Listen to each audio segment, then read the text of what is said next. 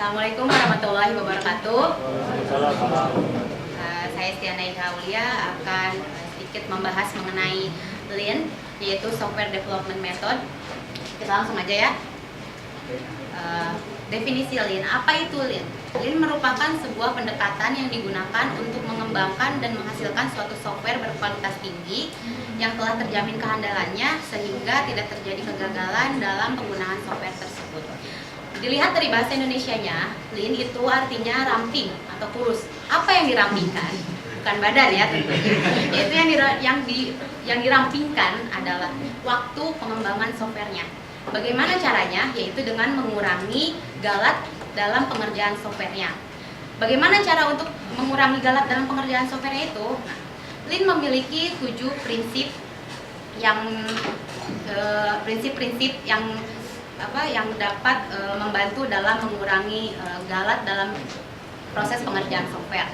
Pertama adalah eliminate waste atau mengeliminasi ketidakefisienan, amplify learning, decide as late as possible, deliver as fast as possible, empower the team, build integrity in, dan see the whole.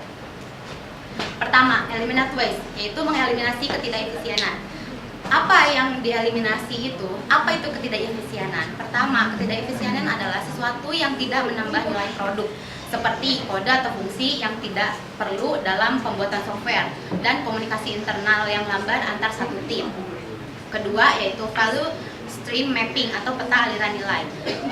Peta aliran nilai ini seharusnya dilihat alurnya kemana dan ditentukan bobotnya itu pemborosannya itu ada di sebelah mana dan dibuat ulang petanya untuk mendapatkan hasil yang lebih efisien.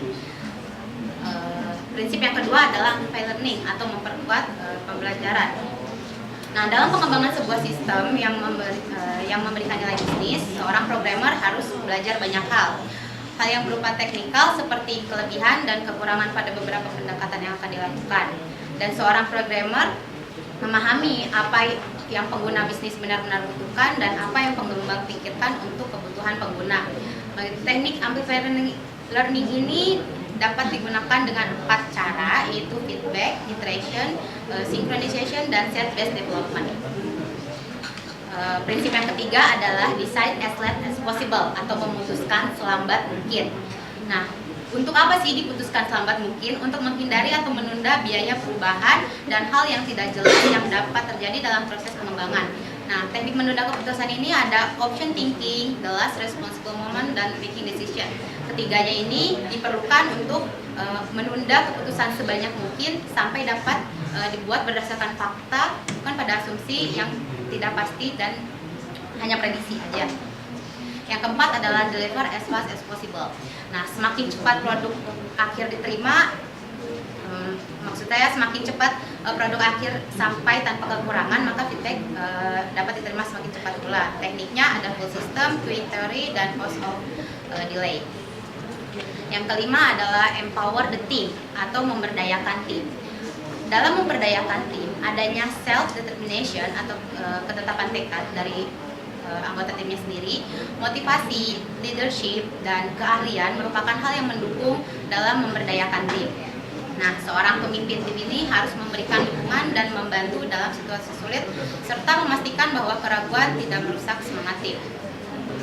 Yang keenam adalah build integrity in atau membangun integritas. Bagaimana cara untuk membangun integritas tersebut? Diperlukan 4 cara, yaitu integritas perceived. Adalah kebutuhan pelanggan untuk memiliki pengalaman keseluruhan sistem, bagaimana cara menggunakan sistem dan apakah sistem tersebut dapat mengurangi kesulitan yang dihadapi. Kedua adalah integritas konseptual, berarti bahwa komponen sistem yang terpisah bekerja dengan baik sehingga satu kesatuan dengan keseimbangan antara fleksibilitas, kemampuan pemeliharaan, efisiensi, dan daya tangkap. Yang ketiga adalah refactoring, yaitu menjaga kesederhanaan, kejelasan, dan jumlah minimum fitur dalam kode. Jadi jika dalam kode itu ada seperti fungsi yang berulang, maka dia desainnya itu sudah tidak baik. Kemudian ada testing, yaitu memastikan sistem sesuai dengan apa yang diharapkan. Dan yang terakhir adalah see the wall, yaitu melihat secara keseluruhan. Dilihat dari softwarenya, terdapat measurement atau pengukuran. Nah, pengukuran ini penting untuk mengetahui kemajuan pengembangan software, dan dilihat dari pengembangnya ada yang dinamakan kontrak. Nah, mengapa kontrak ini diperlukan? Bahwa semakin besar sistem, semakin banyak organisasi yang terlibat dengan pengembangan, dan semakin banyak tim yang berbeda, maka semakin besar pentingnya memiliki hubungan yang didefinisikan dengan baik antara vendor yang berbeda untuk menghasilkan sebuah sistem dengan komponen yang saling berinteraksi.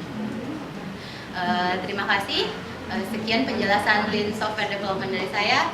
Wassalamualaikum warahmatullahi wabarakatuh.